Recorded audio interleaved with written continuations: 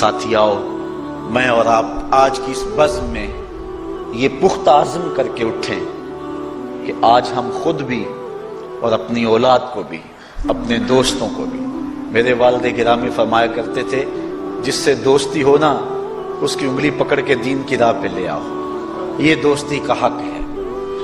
اس کے لیے آپ بہت کچھ کرتے ہیں لیکن اگر اس کو دین نہیں دیا تو کچھ بھی نہیں دیا۔ کوشش کرو میرا دوست ہو اور جہنم میں جائے۔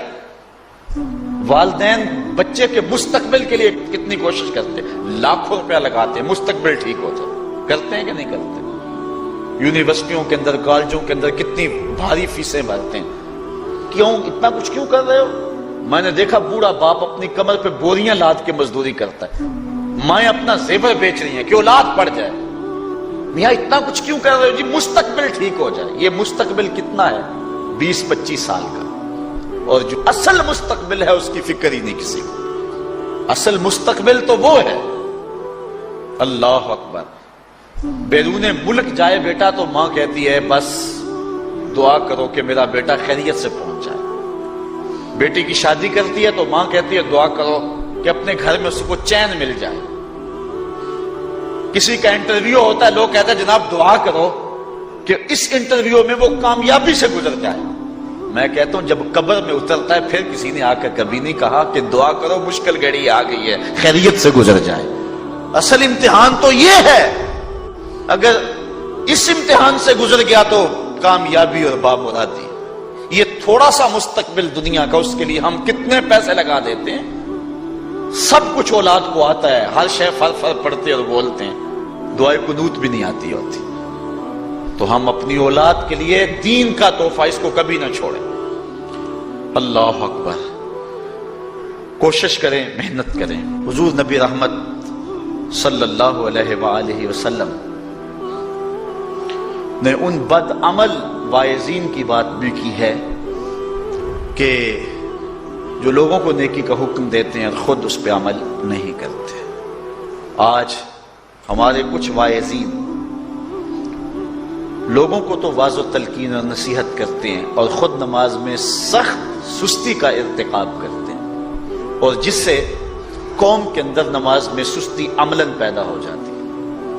کوئی عرس کی تقریب ہو، کوئی محفل نعت ہو، کوئی جلسہ ہو، کوئی شادی کی تقریب ہو، نماز کے وقت کا پورا خیال رکھا کریں اور اس بات کا لحاظ رکھا کریں۔ بلکہ ہمارے ہاں ایک عجیب سا فیشن ہے اور عجیب سی بات ہے، میں بڑا حیران ہوا کرتا ہوں کہ عشاء کے بعد جب جلسے ہوتے ہیں نا ہمارے مساجد کے اندر، تو مغرب سے اعلان شروع ہو جاتا ہے آج رات فلاں صاحب خطاب فرمائیں گے، اور پھر جب نماز عشاء ہوتی ہے تو ہمارا نقیب محفل کھولتا ہے لاؤڈ سپیکر اور وہ اعلان کرتا ہے حضرات جماعت ہو چکی ہے اب مسجد میں آ جائیں۔ یعنی یہ نماز کو ہلکا کرنے والی بات ہے۔ ان کو کہا جا رہا ہے کہ بلکہ بعض تو کہہ دیتے ہیں جس کا تمہیں ڈر تھا وہ گزر گئی ہے، اب آ جاؤ، کیا لینا ہے جلسے میں آ کر اگر نماز ہی نہیں پڑھنی ہے تو۔ ممبر و محراب کے جو ذمہ دار ہیں ان سے جو ہے وہ عجیب و غریب قسم کی جو ہے وہ حرکات سکنات سرزد ہو رہی ہیں۔ یہ جو جاہل نقیبوں کا ایک غول آ گیا نا، یہ بھی ایک بہت بڑی مصیبت ہے۔ ایک تو بے تحاشا القاب، دوسرا دین کی روح سے ناشنائی۔ وہ کسی نے کہا تھا نا کہ پہلے حضرت غوث پاک ولی بناتے تھے، چور سے کتب بناتے تھے، آج کل ہم بناتے ہیں۔ کہا تم کیسے؟ کہا ہمیں پتا ہوتا ہے یہ چور بیٹھا ہوا ہے، کہتے ہیں غوث زماں اور کتب دوران۔ بے تحاشا اور بے تکا انداز، اور پھر دین کی روح سے یہ ناشنائی کہ باقاعدہ اعلان ہوتا ہے جناب جماعت ہو چکی اب تو آ جاؤ۔ تو کیا کرنا ہے ساری رات جاگ کے اگر عشاء کی نماز ہی نہیں پڑھی تو نماز کو ہلکا کیا گیا ہے۔ اسی طرح جلسہ لمبا ہو رہا ہے اور نماز کا وقت سکڑ رہا ہے۔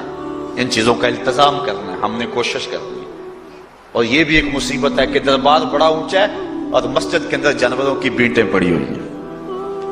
حیثیت تو مسجد کی ہے، دربار کی تو ثانوی حیثیت ہے۔ دربار پہ 3 کروڑ روپیہ لگا ہوا ہے اور مسجد میں چٹائیاں بھی موجود نہیں۔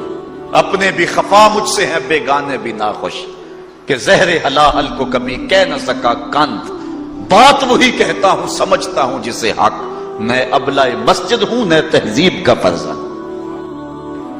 بے تحاشا اور بے تکا انداز، اور پھر دین کی روح سے یہ ناشنائی کہ باقاعدہ اعلان ہوتا ہے جناب جماعت ہو چکی اب تو آ جاؤ، تو کیا کرنا ہے ساری رات جاگ کے اگر عشاء کی نماز ہی نہیں پڑھی تو نماز کو ہلکا کیا گیا ہے۔